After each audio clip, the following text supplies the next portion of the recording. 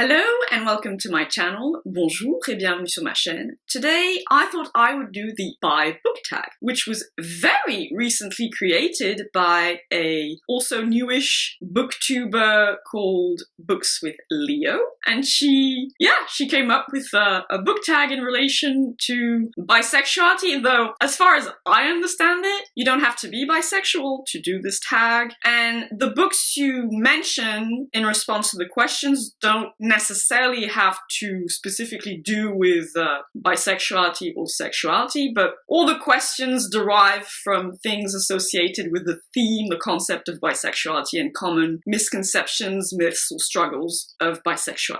So I thought that was a really neat idea. I myself technically identify as bisexual, though I don't really make much fuss about it, but I really like the idea of this tag. And of course, I'll link her original video, so if you want to go take a look at that, and of course do your own tag video. Like I said, you don't have to be bisexual, so feel free to participate basically.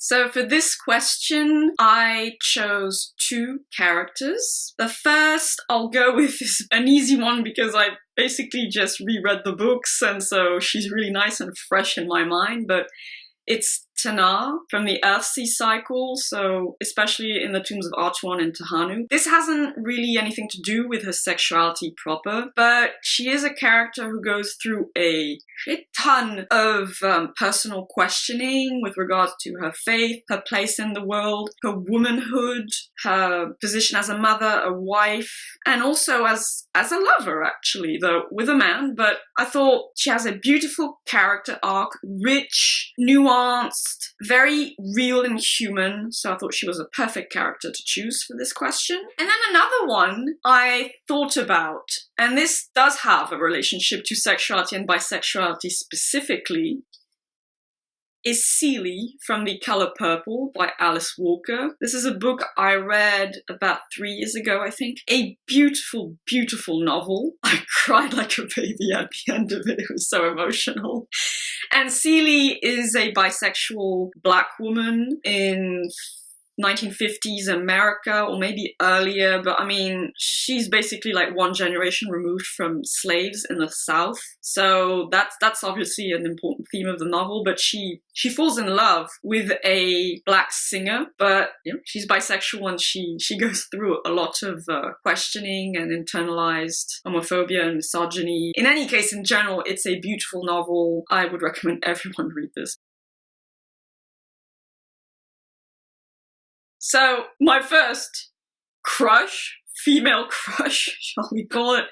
Well, it's not really a crush, or it wasn't really a crush, or it was a childhood platonic crush, shall we say? But I think it's important to mention her/them nonetheless. Well, it was Hermione from the Harry Potter series, so I'm just taking the last book out of convenience, and it was the easiest one to reach from the shelf. Hermione Granger, because, well, see, so it's not so much of a crush, but I felt like here is someone I can really relate to and identify with. A little book nerd who tries to hold her own against these boys, these obnoxious boys. And as a kid, I was bullied a lot, and I was very good in class, and I found refuge in books.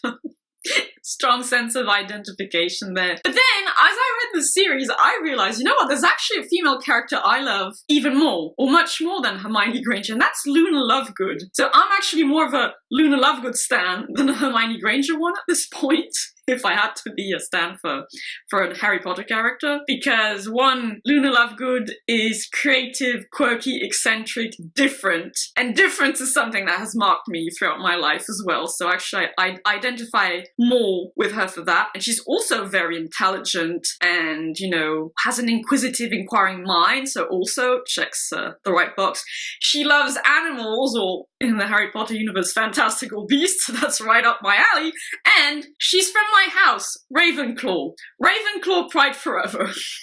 Then, well, I grew up, I became a woman, and I've mentioned her before in the NSFW book tag, I believe. Like I said, I don't really fantasize or crush as such on book characters. But yeah, you know, gun to my head, I have to pick a female character. It's gonna have to be Daenerys Targaryen. Fuck it. Though, okay, with the corollary that I'm picking the TV version, because you know, actually, you know, 16 is the age of sexual majority in my country, but that's not the point. Take an adult Daenerys Targaryen. I mean, technically in the books, at 16, she is considered an adult by her society, but let's keep it all nice and ethical. So an adult Daenerys Targaryen, because Targaryen, fire and blood, baby, I'm all for that.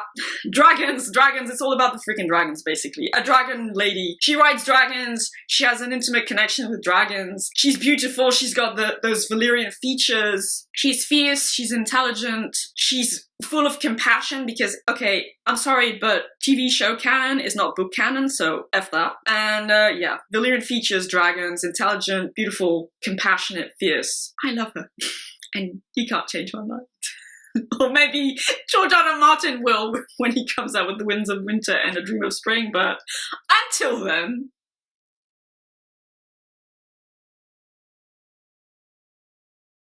So these series of books have absolutely nothing whatsoever to do with sexuality or bisexuality, but it fits the question, shall we say? Well, one, yep, those again. I saw actually the first season of the HBO TV adaptation first. So thanks to them for that, at least, for introducing me to the books. And then I devoured the books and I couldn't shut up about them. I guess I still can't shut up about them. But yeah, I'm a Song of Ice and Fire nerd. That's just the way it is. I love that series. I'm not even really exactly sure why. That's the weird thing. I mean, I can point to like elements of why I love it so much, but overall, I don't know. It's just beyond explaining somehow. I love that series, and I'm a fan. Like that's one genuine fandom I'm a part of. Then another one I could pick is the Southern Reach trilogy. Oh my god, I loved these novels. I read them 2 years ago now, like a year and a half ago, I guess. I love these so freaking much. I devoured them in what, 2 days? 2-3 days. I gotta go through them. I gotta know what happens. It's weird as shit. I mean, it's weird fiction, right? I didn't even know that was a thing. Weird fiction. I mean, this fits it perfectly. It's so weird and mind-bending, and I loved it for that. Awesome science fiction, metaphysical fiction, horror fiction, and just weirdness and nature and ecological fuckery. I mean, and you know, once I finished them, I had to go on the internet, like, I had to read up the theories. I want to see if other people have been racking their brains about the series, trying to piece it all together and try to draw out a coherent picture of the whole thing. But you can't really, and that's kind of the point, is that Area X is fundamentally unknowable to humans. And that's the point, that's the whole point. But we still try because we're humans and we need to understand things, because otherwise we're bloody terrified. So yeah, I love these. And then also, a bit less, or at least a bit more muted, The Mists of Avalon. This is one of my favorite novels of all time, flat out. So it's a very, very, very important book in my life. I reread it this year. It's just as beautiful, as magnificent, as deeply touching of my mind, heart, and soul as it was when I first read it, 11, 12 years ago. And when I finished it, I just had to read all the other books in the series, and I went on a massive Arthurian mythos binge, trying to find all the fiction I can find on that theme and with, you know, pagan elements. But I mean, this tops them all easily. It was a very, very important book in my life. Again, these won't be specifically to do with sexuality, but they're definitely books where I felt a strong sense of being heard and being understood and being acknowledged for what I was feeling, going through, experiencing. So in no particular order, I'll mention The Bell Jar by Sylvia Plath. I've read several memoirs or fiction books dealing with mental illness, depression, because it's an important theme to me. This one, I would say, touched me the most intimately, perhaps because of the tone and general ambiance of the story. There's something very melancholic and dark and crepuscular about it. There's like you can feel I could feel the deep pain the main character, the author, goes through, and it's a deep pain I knew intimately in my, not literally bones, but my mental bones, let's say. So this really touched me, and I was like, yeah, I completely understand what it's like to be under the bell jar. I feel you. Then, well, I'll go again with The Mists of Avalon because of the spiritual aspect, the feeling of, so when I felt very, very depressed, when I was in the deepest pits of depression and feeling alienated by the world because I was in pain, I had this feeling that, I don't quite want to off myself, sorry for being so dark, but I want to quit the world, and I was like, I wish there were pagan monasteries or cloisters I could join. I could retreat to. That's something I felt a few times in my life. And it was loosely based on this, like if I could just go to Avalon for a few months and just recuperate there. And, the spirituality of it, the connection to nature. I'm not pagan in the sense that it's described in this. I'm a pantheist. But I mean, there are lots of similarities between the two. So, like I said, this was a very important book in my life.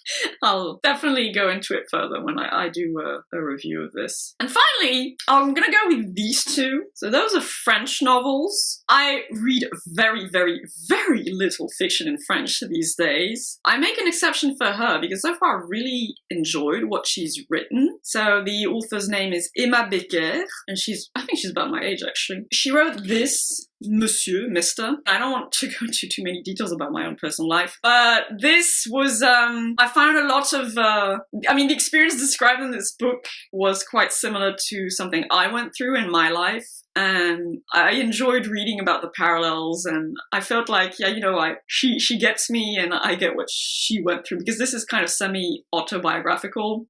She calls it autofiction. So this was an important book for me. And then the second one she wrote, also, it involves age difference relationships, but this one also had the running theme of being afraid your parents are going to die. And obviously your parents are going to die, but the main character is a young woman. She's about 24. And this is something that causes her deep anguish. And this is something I've experienced as well. More so when I was very, very little, because my parents had me later in life. So that age difference was, pointed out to me quite strongly by fellow children when I was in primary school, and that wasn't very nice. So I've had this awareness of death and that my parents are going to die from very early on. And this is something that really causes her great anguish and anxiety. It's one theme among others, but again, I felt I can really, really identify with what this character is going through.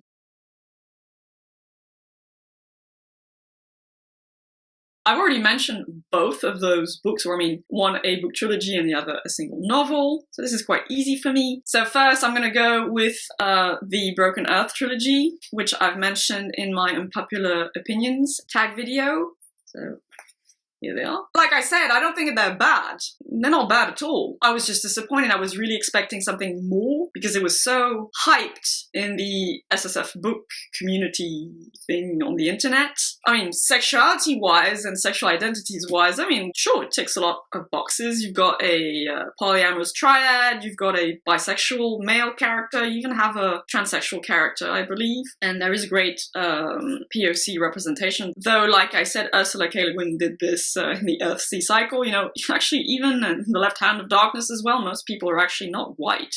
So, but I can understand that's very important to a lot of people, so good for them if that made them happy. The world building was alright. It wasn't that great. It was alright. The magic system wasn't anything particularly revolutionary, I thought, and that's kind of what it was hyped as. And then, I had my issues with it. It was very dark, and the relationship, the people of that universe have with their own planet, the Earth, I thought was really weird. I don't know, I thought she was trying to cram a lot of things into one coherent narrative. And there's a bleakness to the story that I just couldn't really accept, I guess. I don't know. I had my issues with this series, but as you can see, I read all 3 books and I kept them so far. I mean, if I really don't like a book, I don't bother keeping them in my library because I have limited space available. So the fact I haven't unhauled them yet is a good sign, shall we say. So I might give them another shot sometime in the future or not. I shall see, but yeah, it's a big meh. Big 50-50. Like, it wasn't bad, but I didn't like it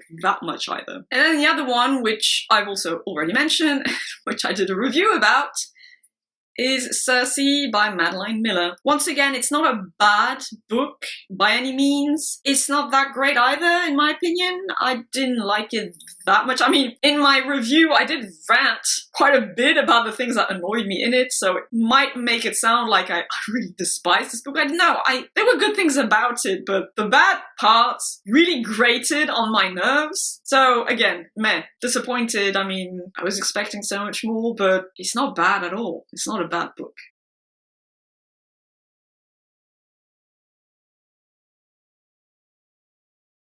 So a sense of community in a book, in a story. Well, the obvious example that springs to mind is the Harry Potter series, because that's a great group of tightly knit friends, I think. It's the first one I encountered in any case, and I guess it's something I liked even though I had absolutely zero experience of, because well, I've never really been part of a big or even a medium group of friends. That's never been my personal experience, but it was lovely to read about. Another book I can think of that displays a group of tightly knit characters who really support one another, maybe not an obvious example, but it's one I've read this year, is, the small community in the Assassins trilogy by Robin Hobb. I thought, there were like 5-6 characters that work in concert to support one another or hide one another, protect one another. And I don't know, I felt there were genuinely deep bonds between them. And that was really nice to read about. And then, well, again,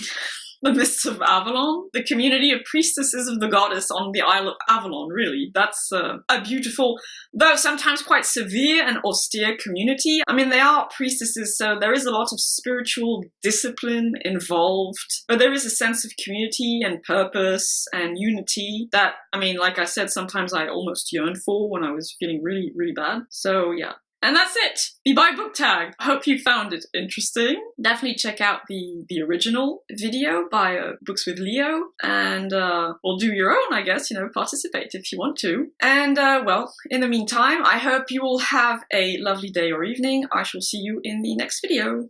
Bye-bye!